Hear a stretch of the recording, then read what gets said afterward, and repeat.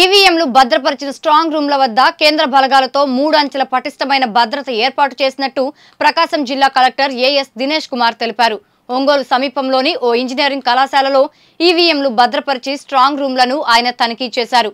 Ongole parliament పరిధిలోని 8 assembly నియోజకవర్గాలకు సంబంధించిన మొత్తం 15 స్ట్రాంగ్ రూమ్లను తనిఖీ చేశారు.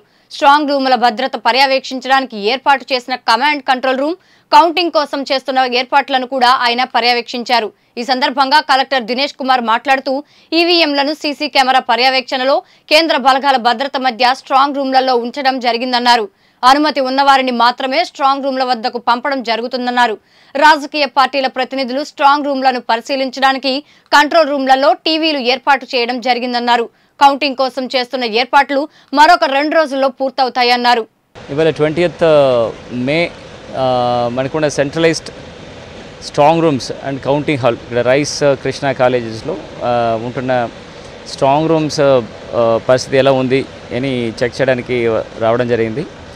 All strong rooms both assembly segments కానీ assembly constituency strong rooms 16 strong rooms కూడా స్వయంగా చూడడం జరిగింది. అక్కడ ఉంటున్న ఈ డబుల్ లాక్లో ఉంటున్న సీల్స్ అన్ని కూడా ఇంటాక్ట్గా ఉందా లేదా, మనం ఎట్లా సీల్ చేసి వదిలేసామో అట్లాగే ఉందా, ఏదైనా డిస్టర్బెన్స్ ఉందా అని కూడా చెక్ చేయడం జరిగింది. అన్నీ కూడా ఇంటాక్ట్గా ఉంది, ఎట్లాంటి డిస్టర్బెన్సెస్ లేదు.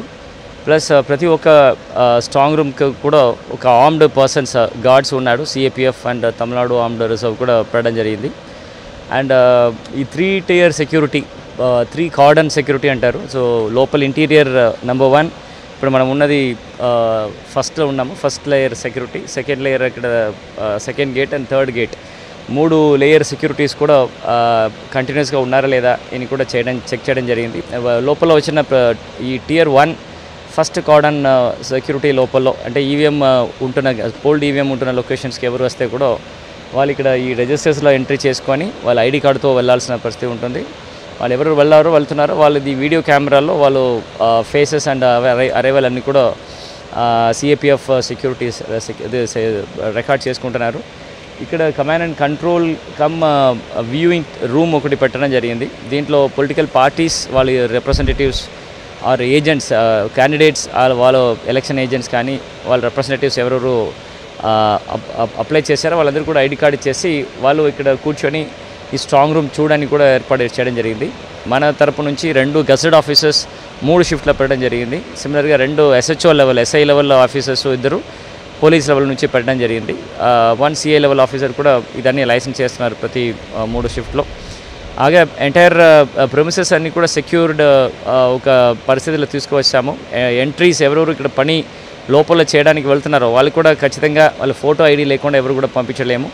సిమిలర్గా ఇది కౌంటింగ్ రోజున పొలిటికల్ పార్టీస్ వచ్చినప్పుడు వాళ్ళకి ఎక్కడ పార్కింగ్ పెట్టాలి, వాళ్ళు ఎక్కడ ఫ్రిస్కింగ్ చేయాలి, వాళ్ళకి కావాల్సిన కమ్యూనికేషన్ రూమ్ ఏంటి, దాని లోపల వెళ్తున్న దారి ఏంటి, వైర్ మెస్ బ్యారికేడింగ్ ఎట్లా చేయాలని గురించి కూడా ఇవాళ చూడడం జరిగింది. ఆల్రెడీ అన్ని చోట్ల పని మొదలైంది.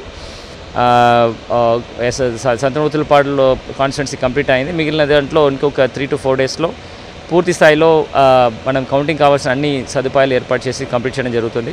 దాని తర్వాత ఏజెంట్స్ అండ్ స్టాఫ్స్, మన కౌంటింగ్ స్టాఫ్స్ అందరికీ కూడా 2 లెవెల్ ఆఫ్ ట్రైనింగ్ ఇస్తున్నాము. వాళ్ళకి కూడా ఏరియా పరిచయం చేయడానికి సెకండ్ ట్రైనింగ్ ఇక్కడే పెట్టడం కూడా ప్లాన్ చేయడం జరుగుతుంది.